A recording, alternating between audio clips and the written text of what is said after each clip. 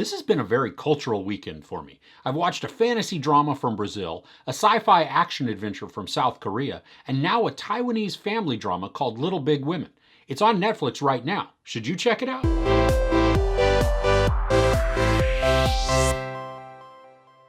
Family members grapple with the passing of their estranged father and the remnants of the life he led during his absence. This is a quiet character drama that takes a good look at family, relationships, expectations, forgiveness, grief, and healing. The focus of the story is the matriarch of the family, Ms. Lin. She's been raising her 3 daughters on her own for a really long time after her husband decided he couldn't live in the same town they'd been living in. There's a lot of drama that surrounds that area of the story involving deceit and disappointment, and the film ultimately addresses it in small ways throughout the course of the movie. Ms. Lin is strong and persevering because she's needed to be, but we also get to see her vulnerability. The course of the film follows the short period of time following the death of Ms. Lin's estranged husband. We get to see the funeral arrangements, the wake, and then finally the funeral. But in the midst of all of this, there is a lot that is occurring. The film is quiet and patient. There are a lot of scenes that show the characters in contemplative moods and where we have just a gentle soundtrack to support the mood. Each of the 3 daughters bring their own quirks and strengths to the story. One is driven and strong, one is more carefree, and the third is quiet and dutiful, but also not totally content. Their contrast helps to bring conflict between them, but also complements and contrasts with their mom.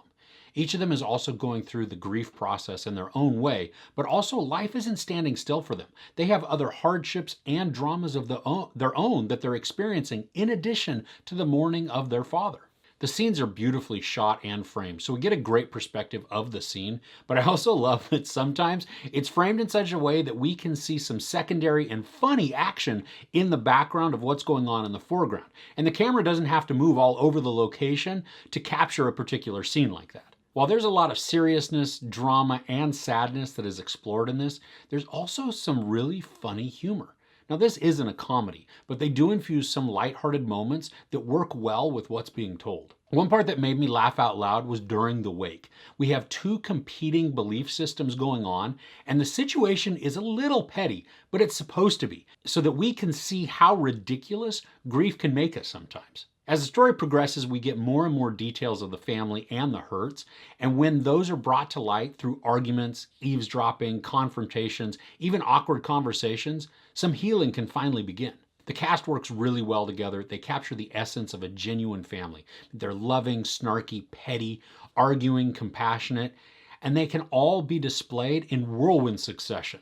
It just rings true of any family, and even more so, one that is going through a time of loss. This is just over 2 hours long, and while I wasn't bored, I did feel the time a little bit because of those quieter and slower moments. I think those moments are absolutely needed as the story is being told, but just be prepared for a slowly developing and evolving drama. A fun fact that I learned while watching this, some taxis have karaoke machines in them so you can sing on the go. And I'm not sure if the taxi drivers appreciate all the serenades they get, but I thought it was something fun and I didn't even know that was a thing. I mean, one of our characters takes advantage of this a couple times, and in one instance, it's very moving. I know that really had nothing to do with the actual execution of the movie, but when I can learn something new about a place, it's fun, and I thought I'd just share. The character growth we get to see in this is wonderful. We get to watch anger and hurt fade and then healing begin. There's an acceptance that takes hold, which gives some characters freedom. And not everything is resolved in this. There are hurts and other situations that are left to still be dealt with. But we have faith that the family will be able to get through just about anything because they have each other. And when the film ends, I wasn't dissatisfied that all the issues weren't handled.